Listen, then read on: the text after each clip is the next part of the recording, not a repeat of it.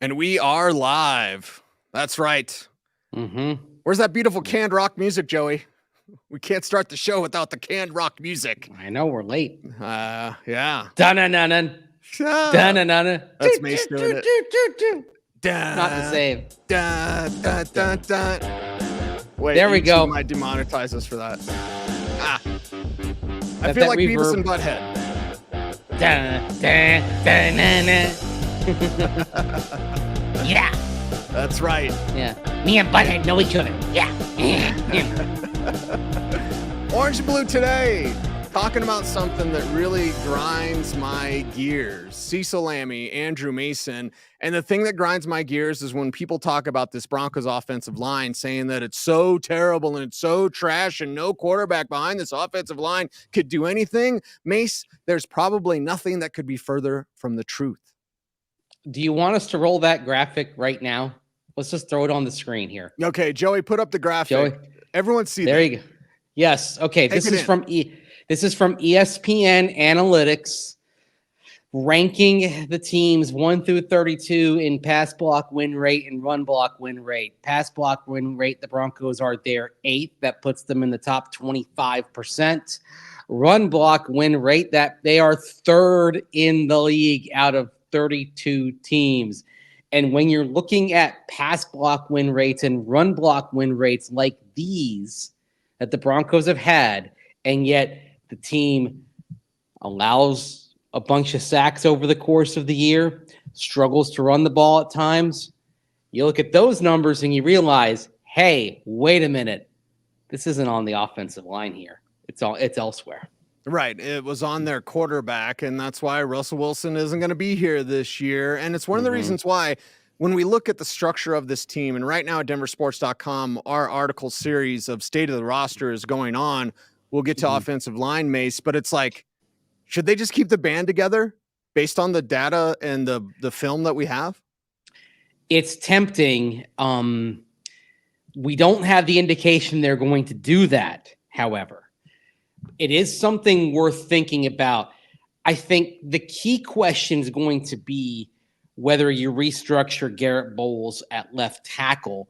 Of course, looking at his contract, that's an area where the Broncos can save $16 million in cap space if they move on from Garrett Boles this offseason. But is that the wisest thing, especially without a lot of draft capital? Right now, Garrett Boles has a $20 million cap figure for the 2024 season.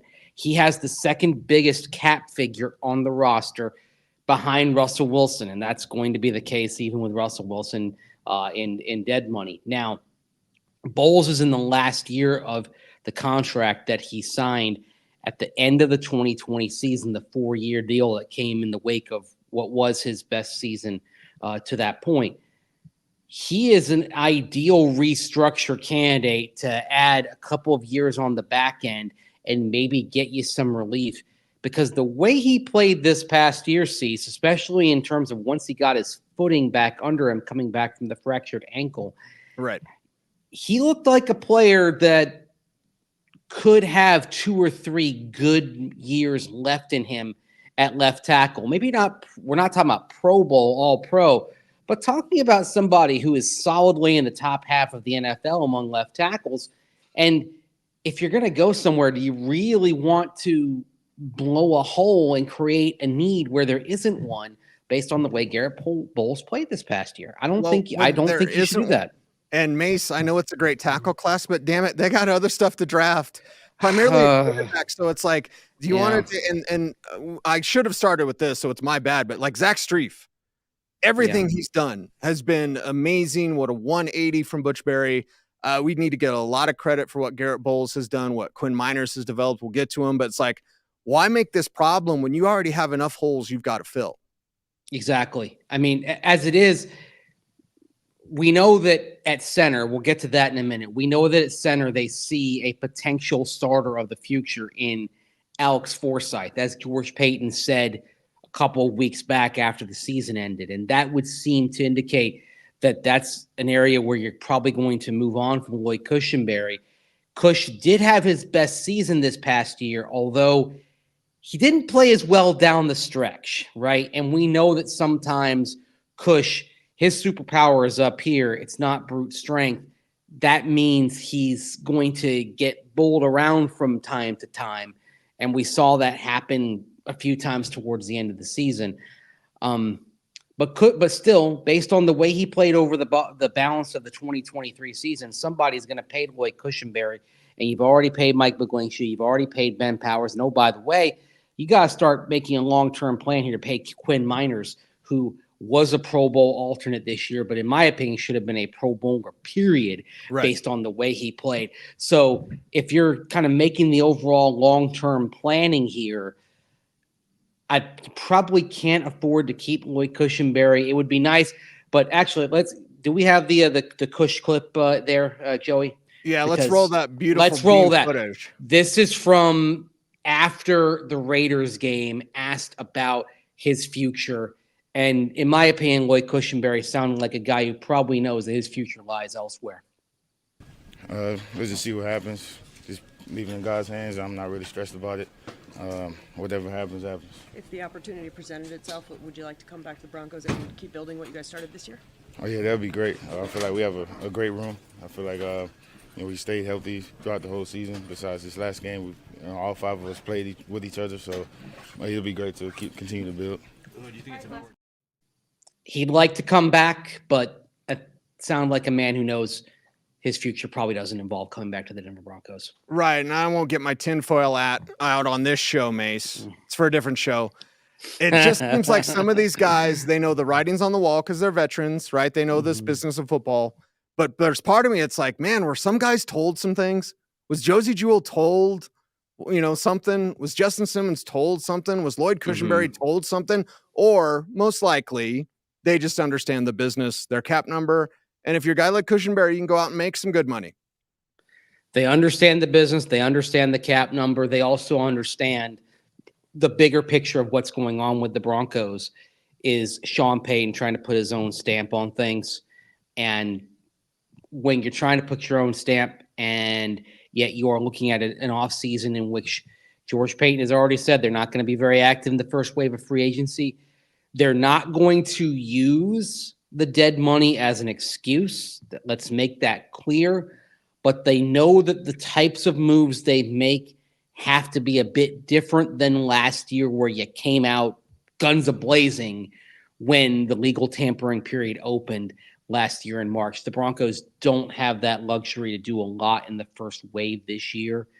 Thus, it means you have to make some tough choices, and it means you have to trust your internal development, which is why George Paton's comment about Alex Forsyth a couple weeks back was so interesting. We know they drafted Luke Wattenberg in 2022, Forsyth in 2023, but when George Paton says they see Alex Forsyth as a starter in this league, even though he didn't play a snap this past year, you can see what their plan appears to be. And oh, by the way, even though you might be like, oh, do you really want to have an inexperienced center out there? Remember, Matt Paradis had a very good season in 2015 as a guy coming off the practice squad the previous year as a day 3 draft pick coming in. So what you're hoping is that lightning is going to strike twice and Forsyth is going to be as ready as Matt Paradis was. Well, and when we talk about Zach Strief, Mace, I mean, it's two things, and I'll go nerdy because, well, we're nerds. It's D&D. I ain't talking about Dungeons and Dragons, baby. I'm talking about draft and develop. Draft and develop. And when you have a guy like Zach Strief in charge of that offensive line, it gives me hope and belief that a guy like Forsyth can be developed properly under Strief's guidance. Well, that's what you're trying to do. You want to create something sustainable here. Sustainability means you have to have the draft and development component to this. Otherwise, you're not going to be able to put together a roster, even if things are ideal. If you are looking at an $85 million hole in your cap over 2 years to a player who's not there, not to mention, by the way, you've already got nearly $10 million of dead money on the books for 2024 because of Frank Clark, Randy Gregory, Brandon McManus, for example. So right now, if you move on from Russell Wilson, for this year alone, your dead cap's going to be $45 million, okay? That sounds like a lot, yes. But you had two teams playing this past weekend that had dead cap that was in the mid $60 million range, right? A team that played the previous weekend, the Los Angeles Rams, also in the mid $60 million range. So were the Philadelphia Eagles.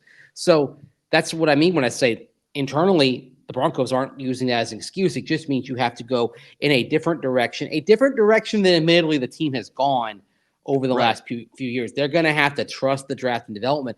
And Sean Payton, who usually is favored older players, he's going to have to trust some of these young guys if this is going to work. Yeah, you might have to get a little bit uncomfortable, but if you're winning and if the players are developing, the Rams in week 1 were not the same Rams in week 17, and in the postseason. So if you're the Broncos, you're going to have to play the young guys, trust the young guys, but go through those growing pains.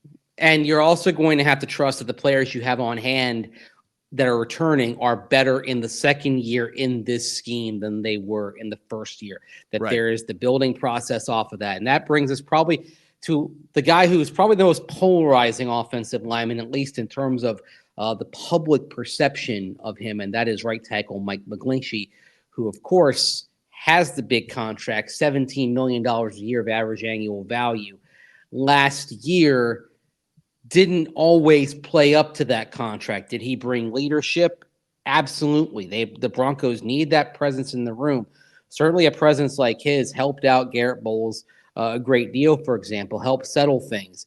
But it wasn't the best of seasons for Mike McGlinchey. He started off with a knee sprain in training camp, then had a spate of false start penalties early on. By his own admission, he feels like he needs to get better going into the second year. Let's play that second year with Sean Payton. Right. Let's play that beautiful bean footage of Mike McGlinchey talking about himself improving in 2024. Ups and downs, obviously learning a new offense and new expectations of what's required of my job is, you go through some growing pains, but I certainly feel like I got better as the season went on. Got to continue to do that moving forward. Do it moving forward. And Mace, this is where we get in the conversation about the draft, because if they draft Michael Penix, Mike McGlinchey's your blindside protector. I like Mike. You like Mike. We really like him. We appreciate his game. And honestly, he wasn't healthy this year. So let's let him stay healthy and see what kind of play he gets. I bet it's better. But as a blindside protector, that makes me very, very nervous. It does. I mean, that is like the one thing that you have a concern about. But that being said, if you decide Michael Penix Jr. is your answer at quarterback, and again, this is going to come down to the whole trust Sean Payton factor, right? If you decide Michael Penix Jr. is the answer, are you going to not pick him because Mike McGlinchey is your right tackle? No. Okay. You're going to pick him. If he's your guy, you're going to pick him. You're going to pick him, and you're going to have a chat with Mike and say, listen, like he said, ups and downs right there. I mean, and if a player says that, ups and downs, it's code for not the kind of year I wanted to have at all. Right. Trust, like, as frustrated as the public may have been with Mike McGlinchey, I can tell you, McGlinchey was more frustrated with himself at times and how the season was going. To his credit, he owned up to it throughout the season, sat there after some bad games and answered some tough questions. But that's part of being a team captain. That's why he's got the C patch on his jersey. But he's going to have to be better. He's going to have to be better whether you're talking about a left-handed quarterback or a right-handed quarterback. But if Michael Penix Jr. is the guy they pick, then it's all of a sudden he's really going to be under the gun in a way that he wasn't in San Francisco. And the thing about Mike McGlinchey historically is he's a much better run blocker than a pass protector. Yes. Like that's going all the way back to his rookie season. We knew this going in when the Broncos picked him up. Mm-hmm. And hey, we had that number that I threw out at the top of the show. Number 3 in the league in pass block win rate for the entire offensive line. McGlinchey played a huge role in that. Now, in terms of pass protection, and I detailed this at denversports.com late in the season, Mike McGlinchey had the worst metrics by far in terms of pass pro of any of the Broncos five starting offensive linemen. But that being said, look what happened in week 18 when he wasn't out there, right? When Cam Fleming stepped in and went against Max Crosby. And oh boy, did that not go well at all. So I would say that game for some people who've been hard on Mike McGlinchey may have been a be careful what you wish for. You might get it type of moment. Right. And hey, Cam Fleming's a good swing tackle, but man alive, that was a bad day at the office for him. He's a better left tackle than right tackle, which then sort of maybe brings us to another point in roster construction. I think they should find a way to restructure Garrett Boles and keep him around, Cease. But we can't dismiss the possibility, knowing that Cam, and we saw this when he filled in for Boles in 2022, knowing that Cam is a better left tackle than right tackle, is it on the radar for the Broncos to maybe consider taking that Garrett Boles contract and saying, okay, we're going to take $16 million of cap relief here, sign Cam Fleming to a high incentive, low base deal and try to get by with him at left tackle for a year.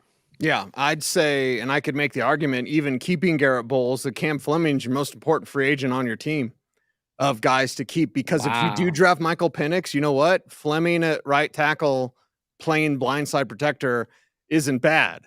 Fleming on the right side playing road grader, that's bad. You don't necessarily want that, but maybe that's an option. I just think you need good players. You need a good swing tackle. And if Boles is banged up or McGlinchey's banged up, having a guy like Cam Fleming be really big for this team, regardless of who the quarterback is.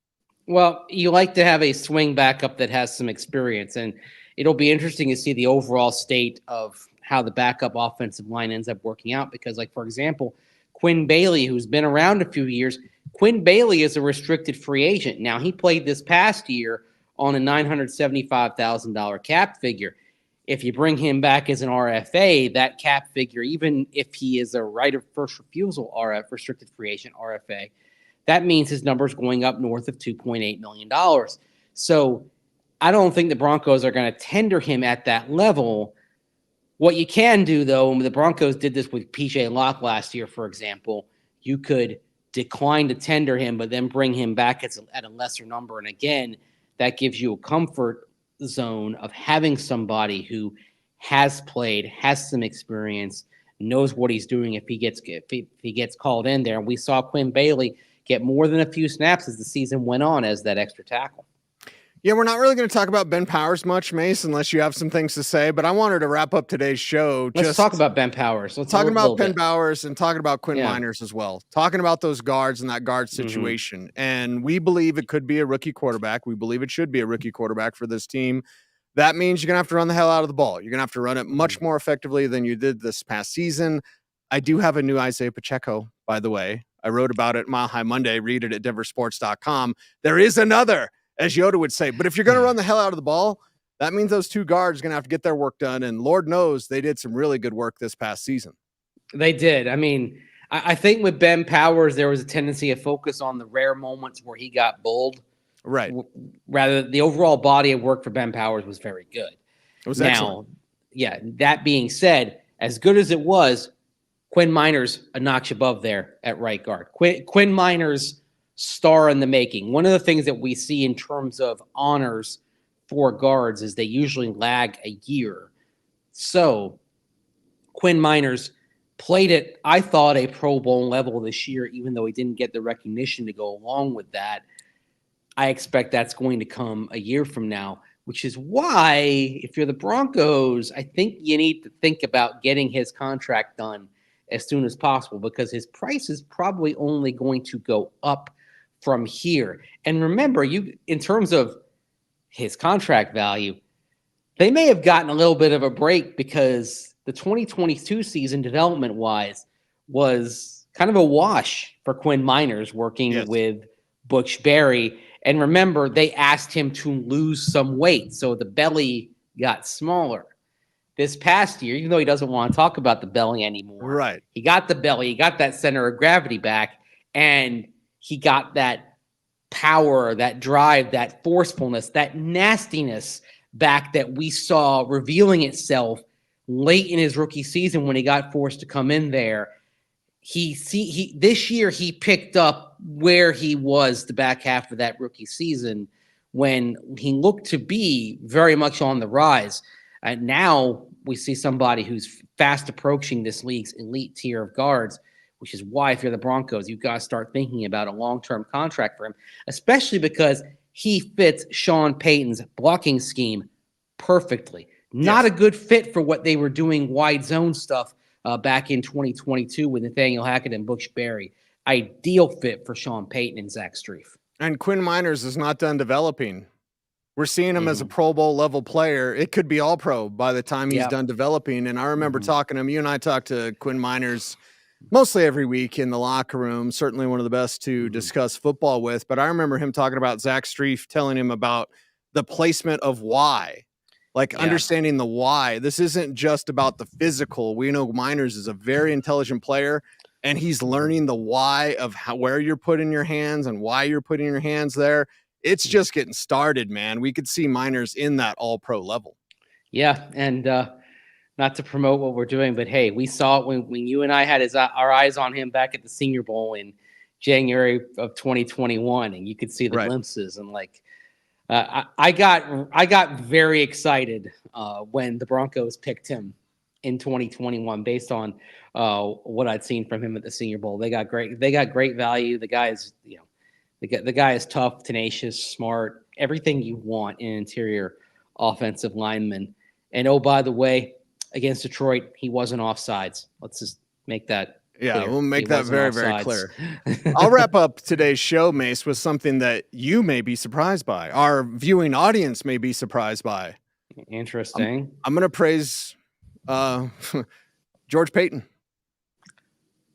That's a Quinn Miners. Yeah, exactly. Wow. Hey, you get Quinn Miners. I know teams, some of my best friends in the scouting world, that made fun of the Broncos for taking a D3 guy that was snapping to a trash can in Canada. Okay? And I know a lot of people that clown the Broncos for that pick. So if you're George Paton, you don't have a lot of wins. We're just going to be honest. The truth is not meant to make you feel good. George Paton doesn't have a lot of wins. You know what's a W for George Paton? Quinn flipping Miners. That's a W. Really, that 2021 draft, Pat Surtain, round 1, Javonte Williams, before the injury, we saw what he could do. Right. And then, remember, in that third round, turning 1 pick into 2 picks and trading down and getting Quinn Miners and Baron Browning. We've seen the flashes from Baron Browning, but kind of like Javonte Williams, he just needs to stay healthy. But you turn 1 pick into 2, and both of those are plus players. This is also why if the Broncos are going to get out of this, maybe the thing is that George Paton needs to be George Paton, and George Paton believes in the more darts philosophy of, getting more picks, trading down, turning 1 into 2. The thing is, Sean Payton usually likes to move up. Like the Riley Moss deal last year, that's a Sean Payton deal. That's not really a George Paton type of deal, right? Right. So you have these two contrasting philosophies that are, like a couple of battering rams, right? Yeah. I tend to be of the more darts philosophy myself. As long as the darts are thrown in the right spot. Yes. So we'll have that conversation plenty of times over the course of this offseason. George Paton needs to do more on day 3. Yep. But did you see what Jim Nagy of the Senior Bowl put out this weekend about the back end of the draft? What did he say? He mentioned how, because of more players staying in and going through their eligibility at the college level, because of NIL and the chance to use the transfer portal, you still have players using the extra COVID year, right? Because 2020 did not count as a year of eligibility. So you have that, you have those factors in play. Thus, you had a smaller junior/early entry class into this year's draft. And Nagy was saying that they were struggling to fill the back end of the Senior Bowl roster, and that the rounds 5 through 7 could be a bit thinner than one might expect. Yeah. So be ready, be on your game, and we'll be here for you through the entire process. He is Andrew Mason. Is that a reflection pool behind you? I just want to know. I know it's a pool, but do you sit there and meditate and ponder life and football? Sometimes. I've got a lot to ponder, Cecil. You know that. As always, my friend, he is Andrew Mason. You follow him on all the socials at Mace Denver. I'm at Cecil Lammey. Help us grow our YouTube channel. Make sure you're doing the YouTube things. That includes like, comment, share, subscribe. Hit the notification bell so that you never miss a vid. Never miss those vids, man. Sorry, I had to look at something. My bad. Okay, it's all good, baby. We're here for you. Help us out in the YouTube things. He's Mace. I'm Cease. OBT is a BFD. Many thanks to Matthew and Joey behind the scenes. Thanks for watching, everyone. Stay tuned, and would you please stay frosty?